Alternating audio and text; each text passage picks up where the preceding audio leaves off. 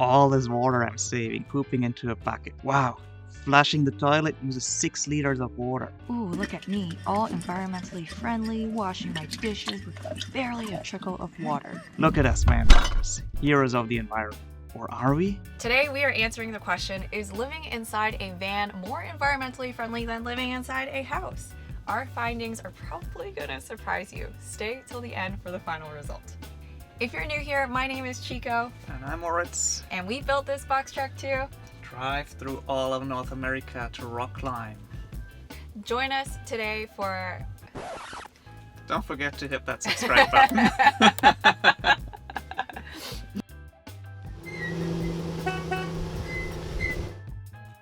This video is sponsored by Skillshare. Hey there, how are you doing today? It is snowing and hailing and sunny in Kentucky right now. I hope you are having good weather wherever you are. So before we begin, place your bet. Do you think that it is more environmentally friendly to live in a van or inside a house?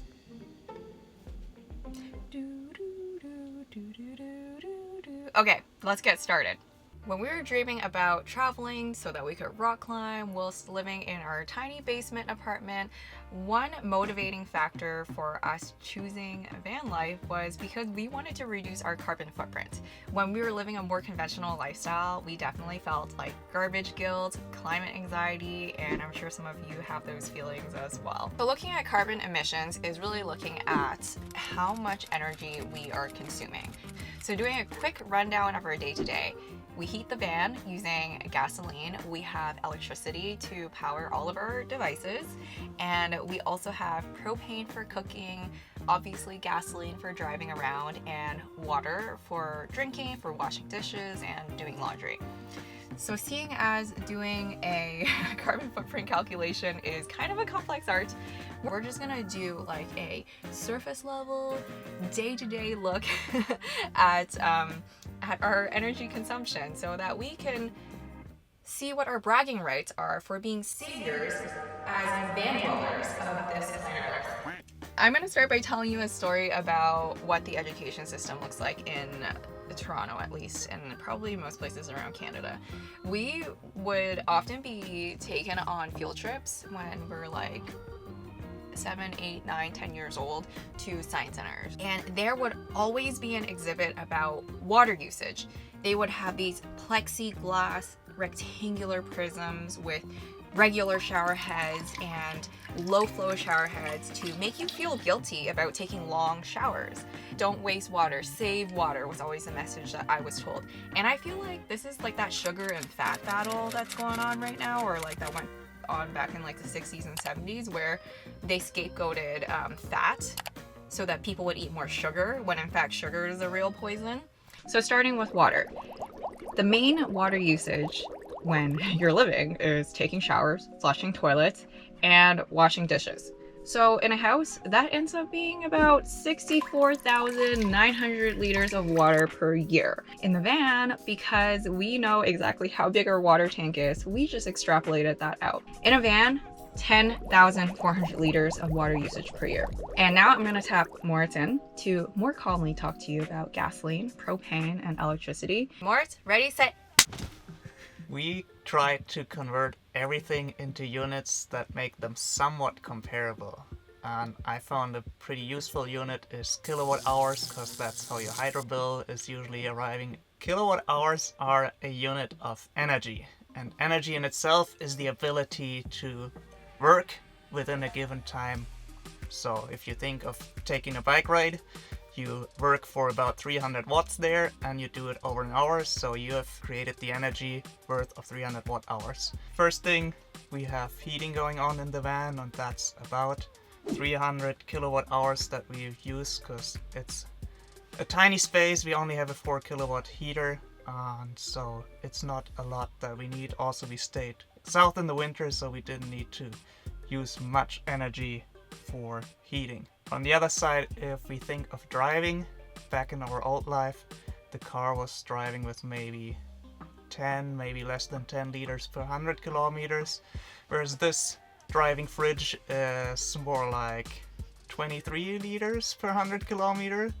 So as you can see on the numbers, conventional life with a car is about 17,000 kilowatt hours, whereas this van up until now ate about 31,000 kilowatt hours. If we think about heating a house, that's the opposite, where I said you use a lot of energy to heat a big space.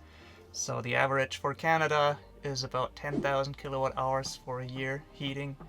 And yeah, in the van we use gasoline, so we've separated it out and it doesn't appear in the propane. However, we cook with propane gas in the van, and that adds up to about 178 kilowatt hours. The last piece is electricity, and yeah, average two-person household in Canada is about 3,500 kilowatt hours, and a lot of that is actually stemming from the air conditioning units that are running quite a bit. If you look these numbers in other countries, it's way smaller.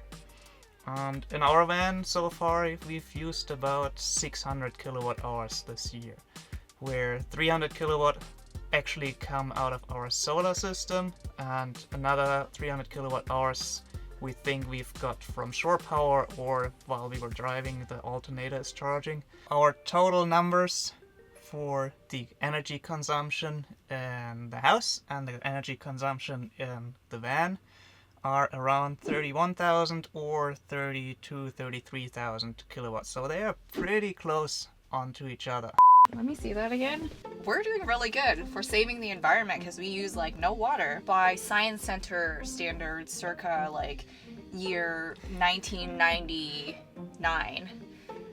And then for energy consumption, yeah, I see that like the van and the house is about the same in kilowatt hours. But the water should make up for it, right?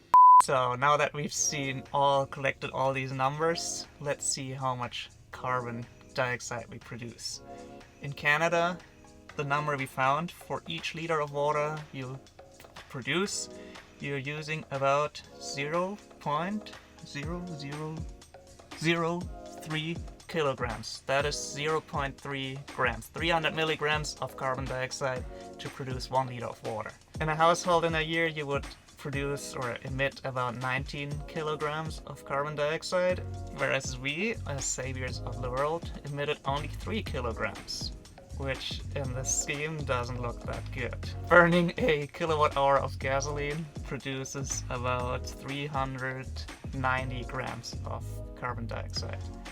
So for our van is already 115 kilograms of carbon dioxide. Driving, we emitted 12 tons of that stuff, compared to about 6.7 tons if you drive a regular car. So this one is really terrible if you think about carbon footprint.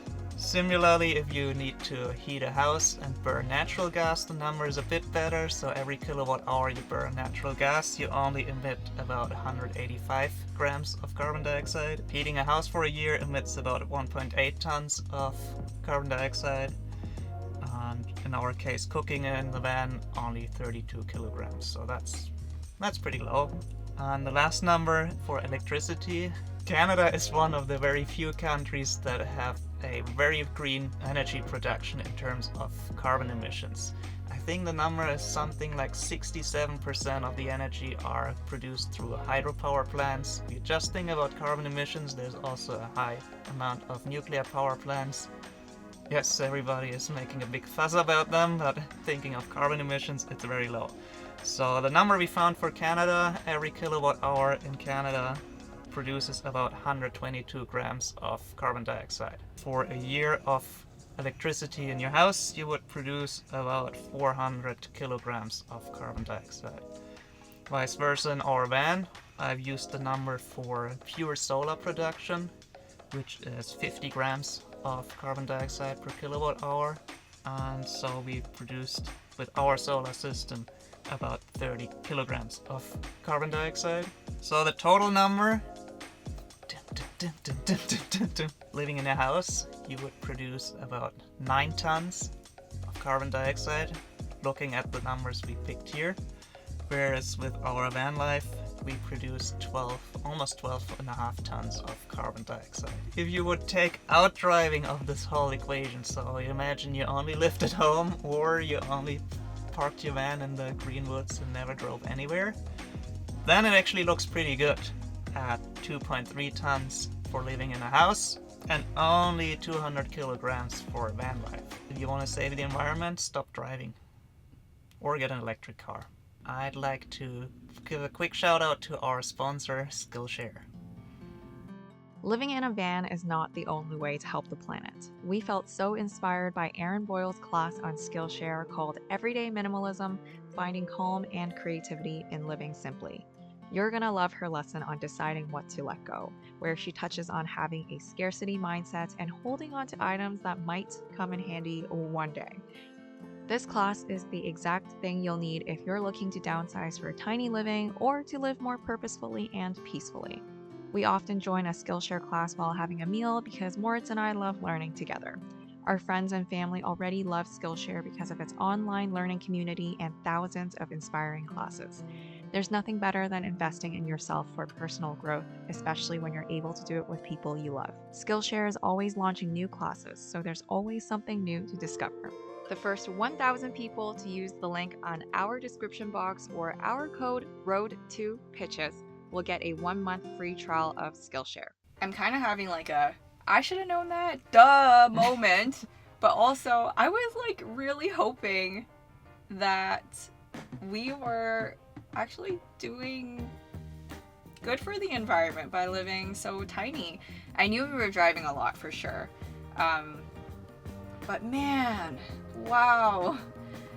First we had that expense video where we just blew our budget like completely out of the water because of gasoline. And here, gasoline once again just... Yeah. Broke our carbon. I'm sad now. Gotta have to plant some trees. We should look up that number. How many trees do we have to plant? All this shitting in a bucket for nothing. I don't know if any of y'all are nerds like us out there, and maybe you know your energy consumption as well, perhaps in your house versus in your van. Let us know down below what your energy consumption looks like.